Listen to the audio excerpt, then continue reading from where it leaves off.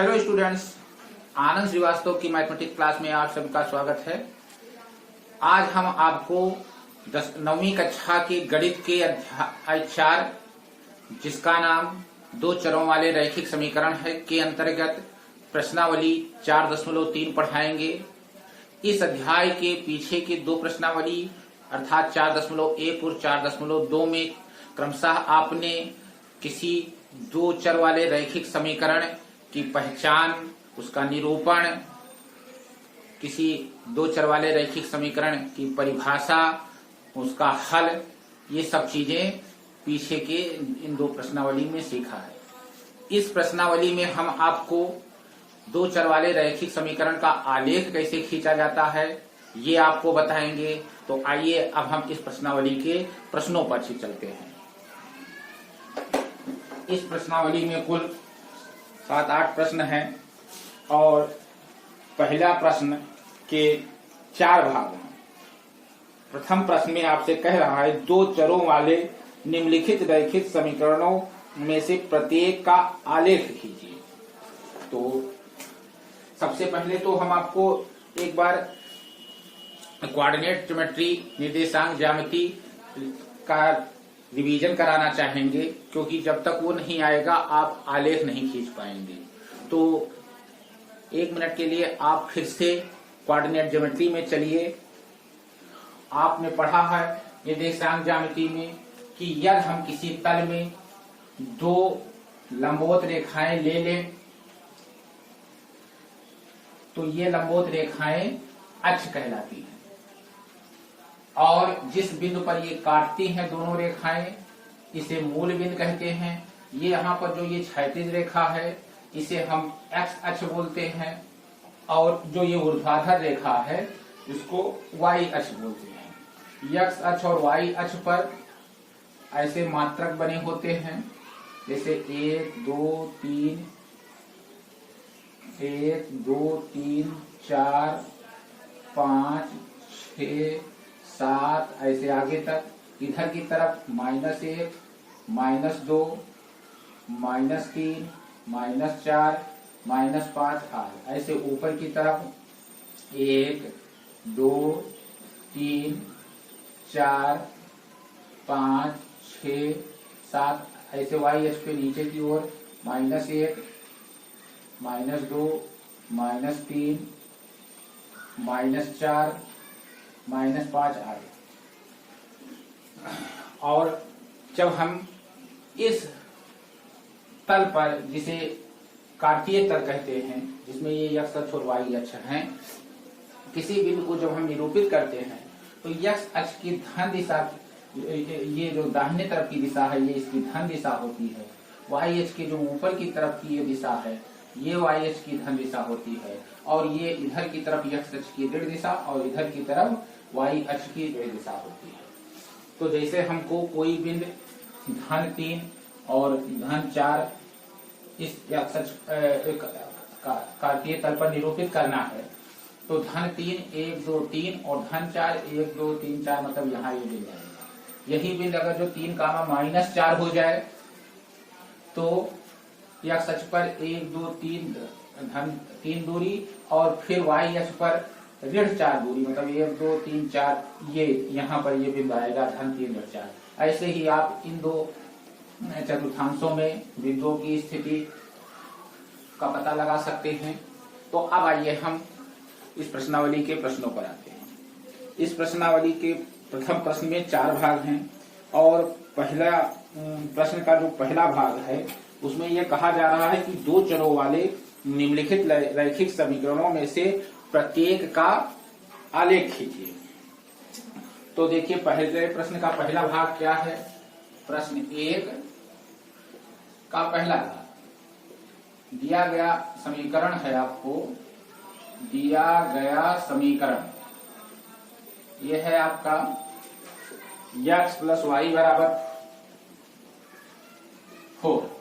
तो आपको हम हल निकालते समय दो चर वाले रैखिक समीकरण का बताए थे कि आप बाएं पक्ष में y को रखिए और दाएं पक्ष में x को लेकर चले जाइए, और उसके बाद आप ऐसे एक बॉक्स बनाइए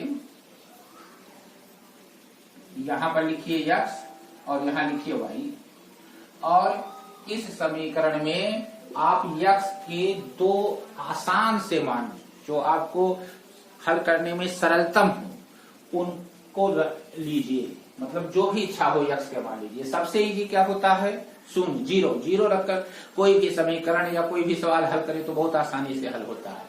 तो x बराबर सबसे पहले हम 0 ले लेते हैं। तो जब x बराबर 0 लेंगे तो इस समीकरण में देखिए x की जगह 0 रखने पर y बराबर 4 माइनस 0 मतलब 4 मिलेगा, तो ये y बराबर 4 हो गया। फिर 0 के बाद सबसे इजी हमें तो 1 लगता है, आपको जो भी लगता है x की वैल्यू लीजिए। तो हम यहाँ पर 1 ले रहे हैं, तो x बराबर 1 लेने पर y बराबर 4 माइनस 1 अर्थात 3। तो अतः आपको 0, 4 और एवं 1, 3 जो है वो समीकरण फर्स्ट के दो हल हैं। ये आपको इस समीकरण फर्स्ट के दो हल मिले, या ये कहें कि इस रेखा पर ये दो बिंदु मिले। तो अब इन दो बिंदुओं को हम इस कार्तीय तल पर प्लॉट करेंगे। तो 0, 4, 0 x अक्ष पर चली गई दूरी 0 मतलब x अक्ष पर कुछ नहीं चलना है, y अक्ष पर 4 तो धन 4 मतलब धन 4, तो 1, 2, 3, 4, तो ये वाला जो बिंदु आपका हुआ ये 0, 4 हुआ। दूसरा बिंदु है 1, 3 अर्थात x अक्ष पर आप 1 चलेंगे और धन 1 और y अक्ष पर धन 3 अर्थात 1, 2, 3, तो ये जो बिंदु आपको मिला ये आपका बिंदु हुआ 1, 3। अब किसी रेखा को खींचने के लिए हमें दो बिंदुओं की आवश्यकता होती है, तो हम क्या करेंगे, इन दो बिंदुओं से होकर जाने वाली रेखा खींचेंगे। तो यही जो है जो रेखा है ये x प्लस वाई बराबर होगी, अर्थात इस दो चर वाले रैखिक समीकरण का यही आलेखीय निरूपण है। तो इस प्रकार आप इसका स्क्रीनशॉट लेकर के बच्चों और अच्छे से नोट्स बनाइए और अच्छे से तैयारी कीजिए इसका। अब हम इसका एक और प्रश्न बता देते हैं। इस पहले प्रश्न का देखिए, हम चौथा भाग बताते हैं।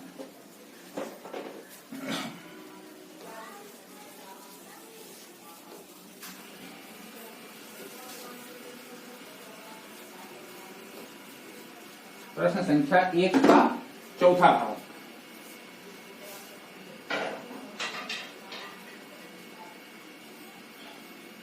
दिया गया समीकरण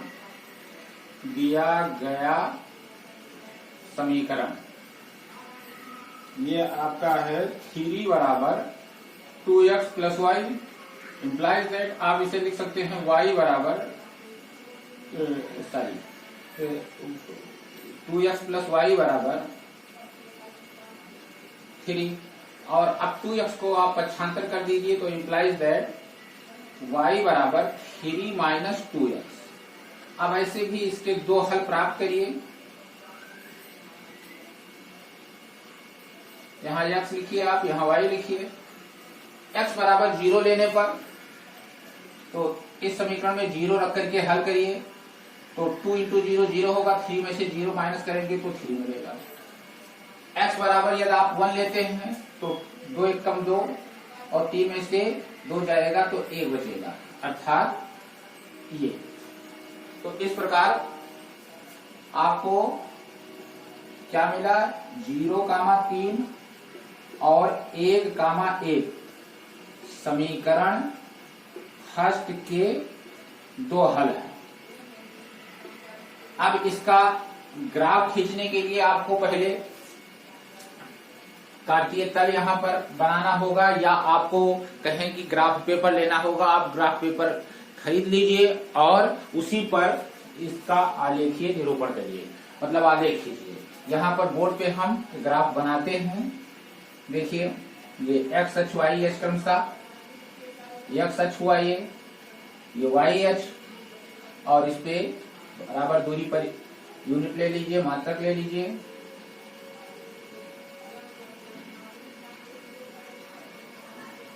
तो 0,3 जीरो यहाँ पर 3 1 2 3 मतलब ये वाला जो बिंदु है ये 0,3 हुआ।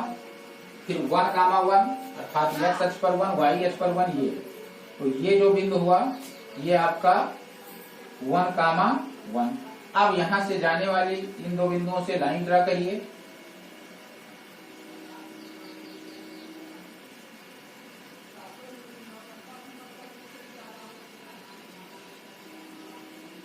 ये इन दो बिंदुओं से होकर जाने वाली लाइन ड्रा करिए। यही जो लाइन है आपकी ये इस लाइन है, अर्थात 2x + y = 3। इस समीकरण का यही आरेखीय निरूपण है। तो अब हम प्रश्न संख्या 2 पर चलते हैं। प्रश्न संख्या 1 के बाकी जो 2 भाग है ये आप स्वयं हल करेंगे, इसका दूसरा और तीसरा भाग, और प्रश्न संख्या 2 को हम पढ़ते हैं। ध्यान से सुनिए बच्चों।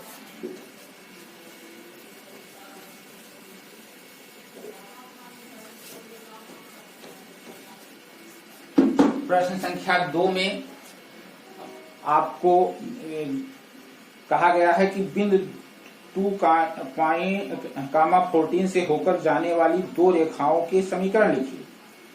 इस प्रकार की और कितनी रेखाएं हो सकती हैं और क्यों? तो बच्चों एक सोचने वाली बात है। ये जैसे कोई बिंदु दिया है, ये प्रश्न प्रारंभ करने से पहले आपको कुछ बताना चाहेंगे। ये कोई पॉइंट दिया गया है, कहा जाए कि इस पॉइंट से होकर के आप एक लाइन खींचिए, तो आप ऐसे भी खींच सकते हैं, ऐसे भी, ऐसे भी, ऐसे भी, मतलब 1 2 नहीं अनंत रेखाएं खींच सकते हैं। ये चीज अपने माइंड में मेंटेन रखिए। और अब इस प्रश्न में आगे बढ़ते हैं कि दिया गया बिंदु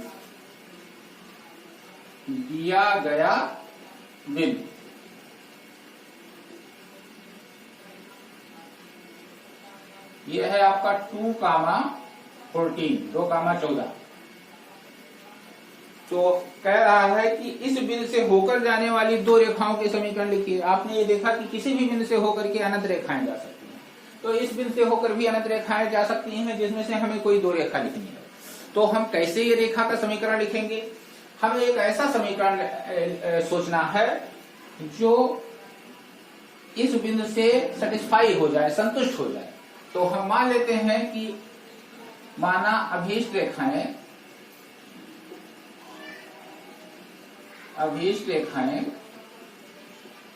x + y, x के जगह 2 y के जगह 14 लगे तो 2 + 14 कितना होगा? 16। ये रेखा हो गई जो इस बिंदु से होकर जाएगी। दूसरा भी बहुत इजी है, अगर जो आप x - y कर दें, 2 - 14 कितना होगा? -12। तो ये भी अभीष्ट रेखा हो गई। अभीष्ट मतलब जिसकी हमें इच्छा है, जिसकी हमें जरूरत है। तो ये आपका समीकरण फर्स्ट और सेकंड आप लिखेंगे कि फर्स्ट एवं सेकंड सारी अभीष्ट रेखाएं लिख सकते हैं। यहां ऐसे कर दीजिए बस। और फिर अब इस प्रश्न में कह रहा है कि इस प्रकार की और कितनी रेखाएं हो सकती हैं? तो आप लिख सकते हैं कि इस प्रकार की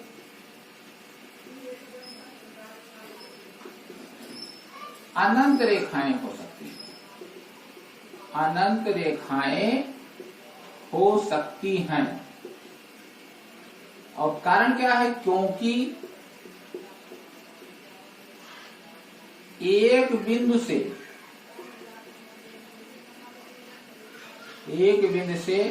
जाने वाली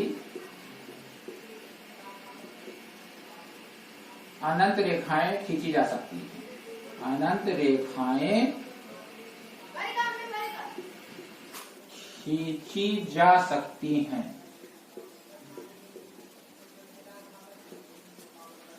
तो यही हो गया सलूशन प्रश्न संख्या 2 का। और अब हम आते हैं प्रश्न संख्या 3 पर।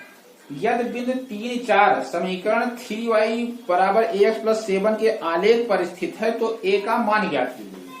बहुत ही अच्छा प्रश्न है बच्चों, इंपॉर्टेंट है। देखिए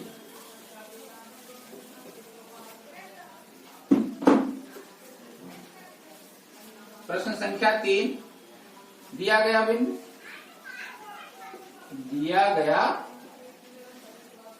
बिंदु ये है आपका 3, 4 एवं दिया गया समीकरण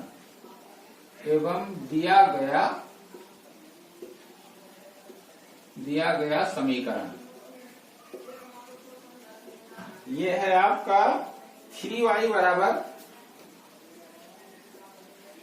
ax प्लस 7। अब चूंकि ये बिंदु इस रेखा पर है या कहें इसके आलेख पर है, तो इस समीकरण को संतुष्ट करेगा ये बिंदु। तो आप लिखेंगे चूंकि बिंदु 3, 4 समीकरण फर्स्ट पर है, रेखा फर्स्ट पर है, तो इसलिए यहां पर y की रेखा पे 3 रखिए तो 4, तो 3 इंटू 4 बराबर x की रेखा पे 3 रखिए तो 3a प्लस 7, तो इम्प्लाइज दैट 3 + 4 12 इसका तो 3a प्लस 7, इस 7 को इधर छांतर करिए तो 12 - 7 बराबर 3a, इम्प्लाइज दैट 12 - 7 बराबर 5 बराबर 3a, या 3a बराबर 5, और इम्प्लाइज दैट, इस चिन्ह को इम्प्लाइज दैट बोलते हैं बच्चों, इसका अर्थ होता है या, तो a बराबर 5/3, ये आपका आंसर। तो इस प्रकार से बच्चों आपने प्रश्न संख्या 3 को देखा। अब हम आते हैं प्रश्न संख्या 4 पर।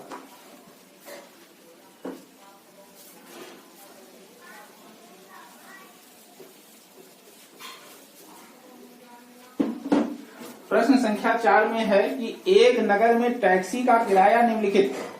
पहले किलोमीटर का किराया 8 रुपया है और उसके बाद की दूरी के लिए प्रति किलोमीटर किराया 5 रुपया है। जब तय की गई दूरी x किलोमीटर हो और कुल किराया y रुपया हो, तो इसका रैखिक समीकरण लिखिए और उसका आलेख खींचिए। तो बच्चों समझो, आप किसी शहर में गए और वहां आपको टैक्सी करना है, तो यदि आप 1 किलोमीटर चलते हैं तो आपको 8 रुपया देना है।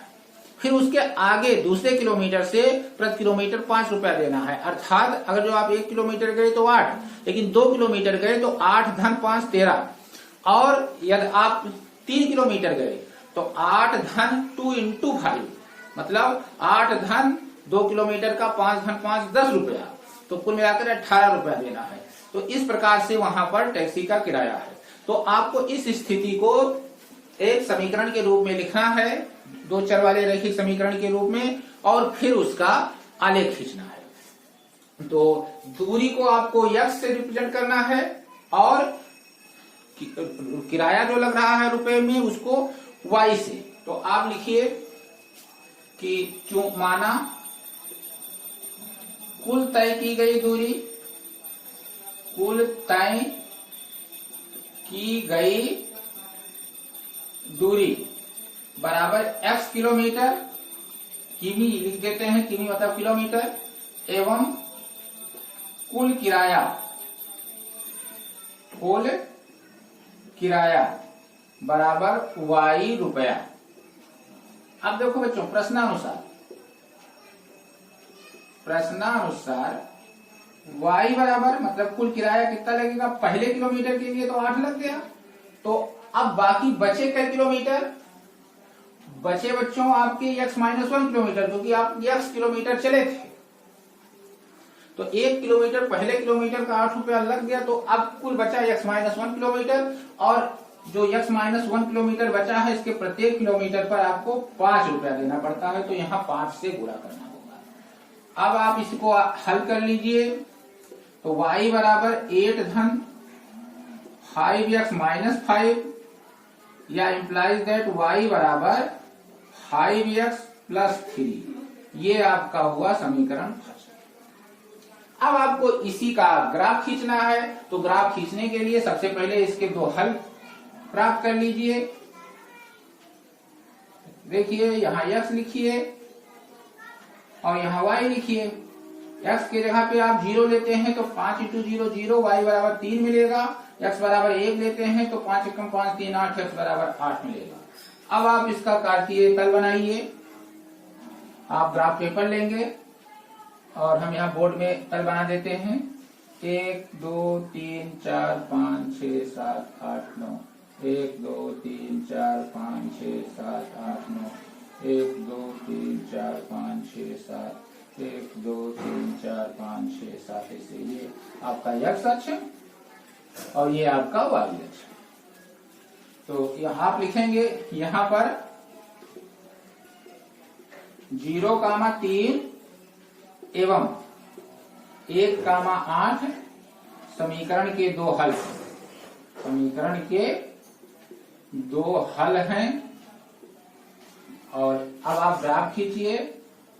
अब ऐसे अगले आगे बढ़ेंगे पेज में आप 0,3 1 2 3 ये पहला बिंदु हो गया 0,3 और फिर 1,8 एक यहाँ हुआ 8 1 2 3 4 5 6 7 8 यहाँ आएगा तो ये वाला बिंदु हो गया 1,8। अब इन दोनों से जाने वाली आप रेखा खींच लीजिए।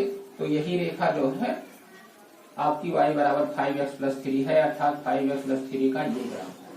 तो इस प्रकार से बच्चों आप इसका स्क्रीनशॉट ले लीजिए और अच्छे से इसको नोट करिएगा और पढ़िएगा। और अब हम चलते हैं प्रश्न संख्या 5 पर। प्रश्न संख्या 5 में आप बुक को देखिए ध्यान से।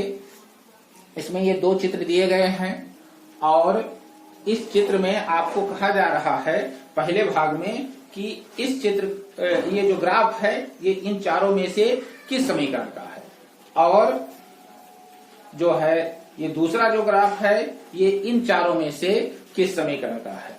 निम्नलिखित आलेखों में से प्रत्येक आलेख के लिए दिए गए विकल्पों से सही समीकरण का चयन कीजिए। तो आपको बच्चों यहाँ पर क्या करना है कि आप बारी बारी चारों चित्रों का ग्राफ खींच डालिए और जो ग्राफ इससे मैच करे तो ये कह दीजिए कि ये दिया गया ग्राफ समीकरण फर्स्ट का है कि सेकंड का है या थर्ड का है। आप इसे स्वयं करिए। प्रश्न संख्या 6 हम पढ़ते हैं। इसमें कह रहा है एक अचर बल लगाने पर पिंड द्वारा किया गया कार्य पिंड द्वारा तय की गई दूरी के अनुक्रमानुपाती होता है। इस कथन को दो चरों वाले एक रैखिक समीकरण के रूप में व्यक्त कीजिए और अचर बल 5 मात्रक लेकर इसका आलेख खींचिए। यदि पिंड द्वारा तय की गई दूरी 2 मात्रक और 0 मात्रक है तो देखिए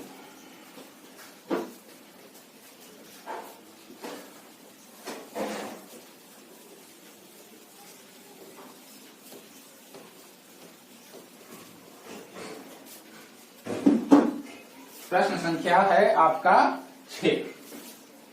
माना किया गया कार्य बराबर W एवं तय दूरी बराबर यस। तो प्रश्नानुसार आप लिखेंगे W बराबर W समानुपाती यस या इम्प्लाइज दैट W बराबर K इंटू यस। चूंकि K बराबर 5 दिया गया है यही अचर बल है K, यहाँ K अचर है और ये समानुपाती का चिन्ह है ऐसे।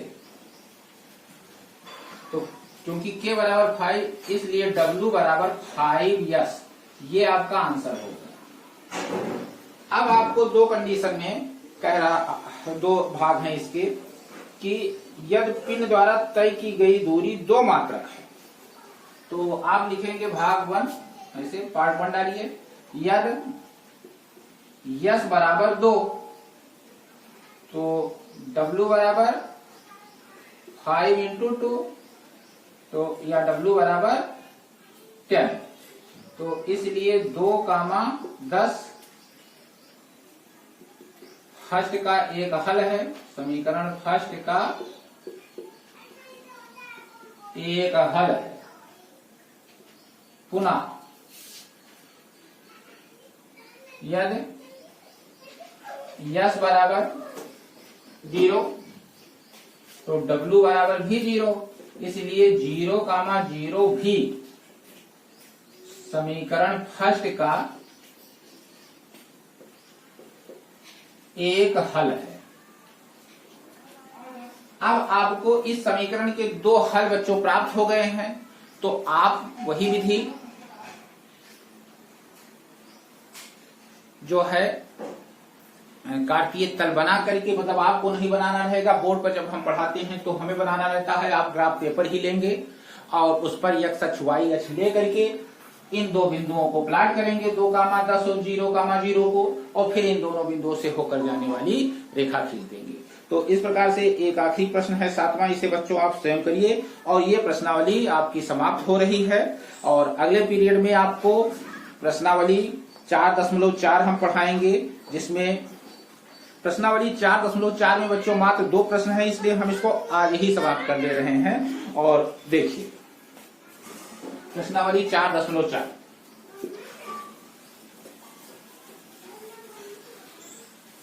मात्र 2 प्रश्न हैं, छोटे छोटे हैं, इसको मैं आज ही समाप्त कर दे रहा हूं। देखिए अब बारी है प्रश्नावली 4.4 की, और इस प्रश्नावली में आपको क्या कहा जा रहा है, कह रहा है एक चर वाले दो चर वाले समीकरण के रूप में y बराबर 3 का ज्यामितीय निरूपण कीजिए। देखिए प्रश्न संख्या फर्स्ट का फर्स्ट,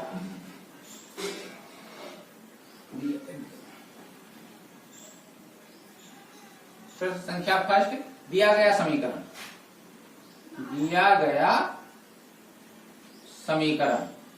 यह है y बराबर 3।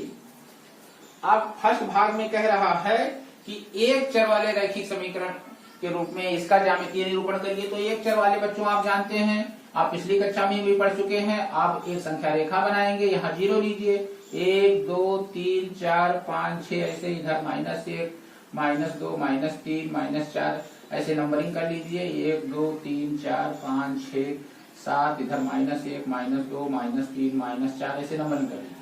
तो y बराबर 3 0 1 2 3 ये वाला बिंदु, ये इसका संख्या रेखा पर आप निरूपण करेंगे तो यही इसका ज्यामितीय निरूपण हो गया। लेकिन इसी का यदि आप दो चर वाले रैखिक समीकरण के रूप में ज्यामितीय निरूपण करेंगे, अर्थात दो चर वाला यहाँ तो दिखता एक ही चर है, तो इसको ऐसे समझा जा सकता है 0 इंटू एक्स प्लस वाई बराबर 3, ऐसे समझा जा सकता है। तो आप कार्तीय तल बनाइए बच्चों, ये एक्स अक्ष है और ये वाई अक्ष है।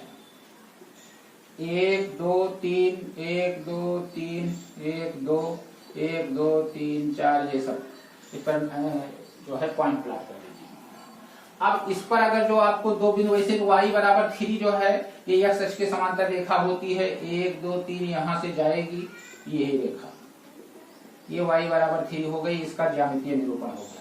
ये आपको याद रखना होगा कि x अक्ष के समांतर रेखा का समीकरण y बराबर k और y अक्ष के समांतर रेखा का समीकरण x बराबर k होता है। लेकिन यदि आप ऐसे नहीं समझ सकते हैं तो इसी में देखिए, आप x की वैल्यू 0 लीजिए तो y बराबर 3, x की वैल्यू 1 लीजिए तो y बराबर 3, मतलब बार बार x के किसी मान के लिए y का एक फिक्स मान मिलता है, तो आप बिंदुओं को प्लॉट करेंगे तो भी एक रेखा x अक्ष के समांतर आपको यहाँ मिल जाएगी। और प्रश्न संख्या 2 है, ये ठीक इसी प्रकार से है, ये 2x प्लस 9 बराबर 0 दिया गया है प्रश्न संख्या 2 में। तो 2x बराबर -9 या x बराबर -9/2 या x बराबर -4.5 यही आपको मिलेगा बच्चों। ठीक इसी तरीके से करना है, आप हल कर सकते हैं। तो इस प्रकार प्रश्नावली 4.4 भी आपकी समाप्त है और इसके साथ साथ ये अध्याय भी आपका आज समाप्त हुआ। धन्यवाद।